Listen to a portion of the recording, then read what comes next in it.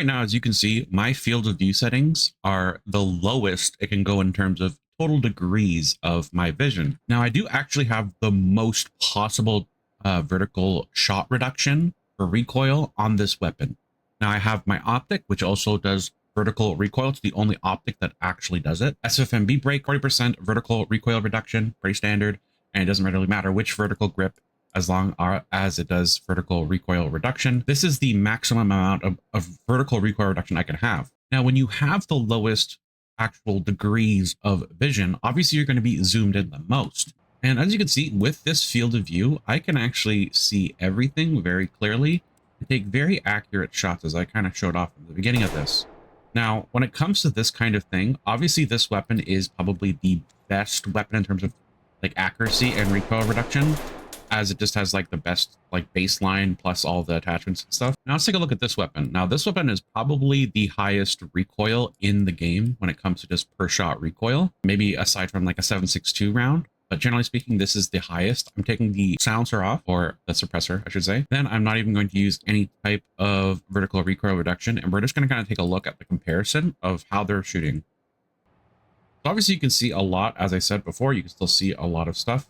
And then the sight picture is exposing a lot of visual within the actual sight picture itself. So let's just kind of test this out.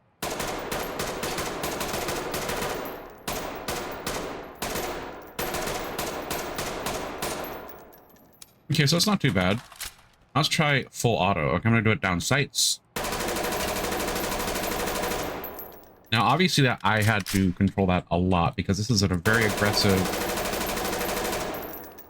vertical recoil. As you can kind of see, I'll do it one more time. That is extremely hard to control. I am pulling my mouse down quite a bit to control this. It has like a weird variance of being quickly vertically raising and then like slower. So it is definitely worse near the end of it. So why am I showing you all this stuff? Well, it's to show you that when you are zoomed in, I'm going to turn up the world FOV to kind of show this. Now, why did that one look slightly different? I was controlling it just as aggressively. Now what I'm going to do is kind of show something off as well. I'm going to actually turn up the other one, the field of view, instead of just the world FOV. Now, as you can see, like now the recoil in theory is theoretically the same. We'll just do a very quick measuring test. So I'm just going to aim straight for the head as best I can, top, and it's going to be basically the top of the sight picture, like the actual dot of itself, actual like holographic sight itself that's being projected is going to be between this bar and the top of that. So if we actually turn it down to the max that it can go, and we zoom in, we do the same thing. Now, obviously the sight picture is bigger for the head, but it is actually roughly basically the same. So would this actually decrease recoil?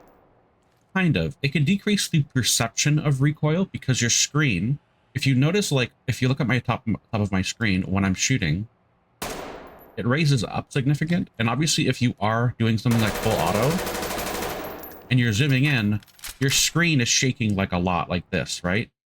But if you have a higher FOV, when you are shooting, the screen is going to be moving around theoretically less. Like you're still going to be able to see everything.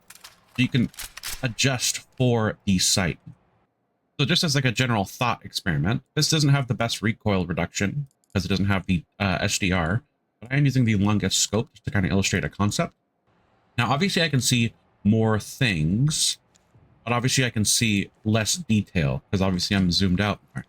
Now, if I zoom in with as much as I can with this target, and I'm going to take the hostage shot and calculating height over bore, of course, I'm going to shoot this. And now it takes a very long time for me to find my target, right? I can do it through habit and kind of figure out where it is and where it's landing. I want to shoot a little higher.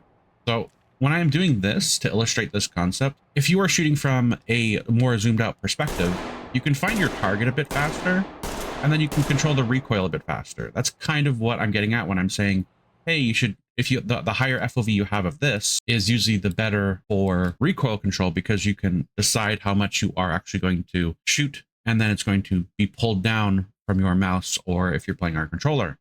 So the idea here is the more this field of view is down, and we'll kind of see this, it's bigger, so it's going to be harder to see when you're aiming down sight pictures, right? So logically it follows that if this is decreased, it will basically decrease your visual awareness. So this one's for awareness, and I have talked about this before, but I am talking about it more in terms of things outside of using optics, because when I was looking at the other video, I was like, hey, this is about optics. This isn't about like actual sights using, like, let's say iron sights or something, or a red dot, right? Now, in principle, it should be the same concept, right? Now, a lot of people probably aren't going to be playing looking like these settings. Honestly, I was actually going to try it out and actually see what results I would have and how I would feel about this crazy zoomed in perspective. Now, let's make a loadout kind of testing this. Now, the Elvar actually has a lot of recoil, so that's probably going to be a good place to start. And let's just say I'm going to take something else other than an actual sight, like an optic. I mean, I'm just going to take a non-increasing magnification optic, and recoil reduction is absolutely fine.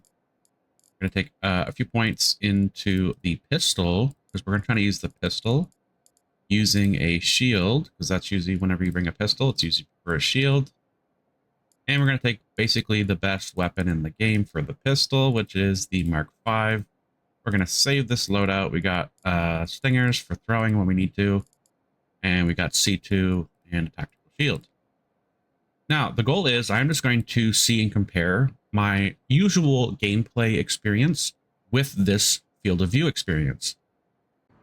Now, for this testing, I am going to play on hard mode and find public games. I'm not going to be hosting, so I'll have less control over the lobby. So let's kind of just see what happens. I am only going to play for a little bit. It'll probably be about like 2 to 3 minutes. If you do want to watch me play more with this field of view, and I talk about it a little bit more and what I think about on different levels as well, I am going to probably put a unlisted video in the description of this video. So if you want to watch a bit more and kind of see what I thought about it in different situations, then just click the video down below in this description. With that said, I'll get into the gameplay.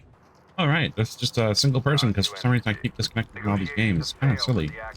I wonder if it's the FOV messing my thing up. I don't know why I keep disconnecting. Not sure what it is. Very weird connectivity issues. Hello.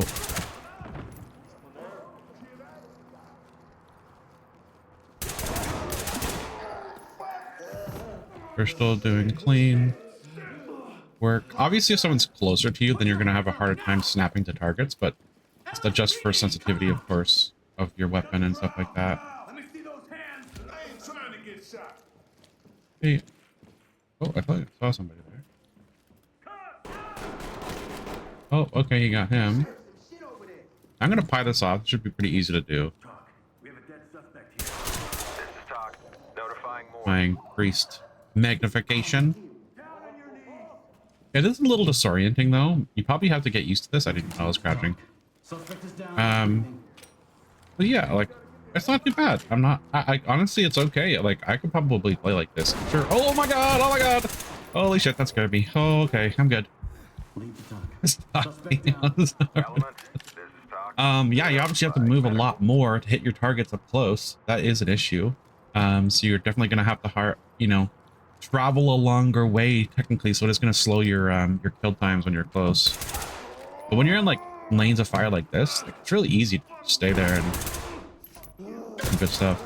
Uh-oh, I'm out of ammo. How am I rubber banding on this stuff? I've been like lagging like crazy.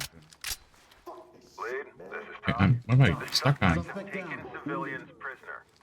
What was I stuck on?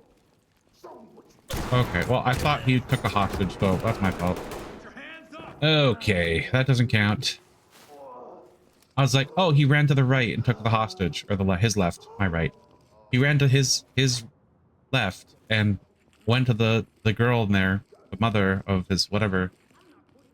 So you took a hostage. They're like, no, okay, I guess not. So ultimately, what do I think about like having a increased field of view? Honestly, I think it's actually insanely strong. It actually might be more beneficial overall, but when it comes to target acquisition to multiple targets within a space, you do have to move a lot more.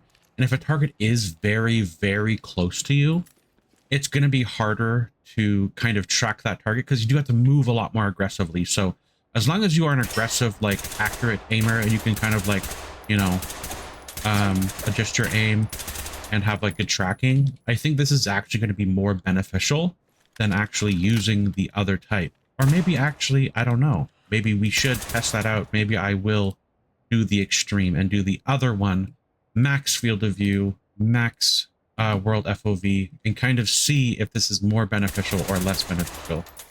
But that'll be the next video.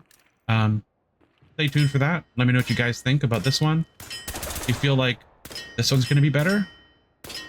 Or do you think having more FOV for more accuracy, more visual sight at distance is going to be better? Or do you think having more visual awareness is going to be better? And obviously, I mean, to kind of answer the question a little bit, it's probably going to depend on the map, and you'll probably get different levels of value from each one. But we'll definitely play and see which one's going to be better overall. But that's it for the video. Thanks for watching and have a good day.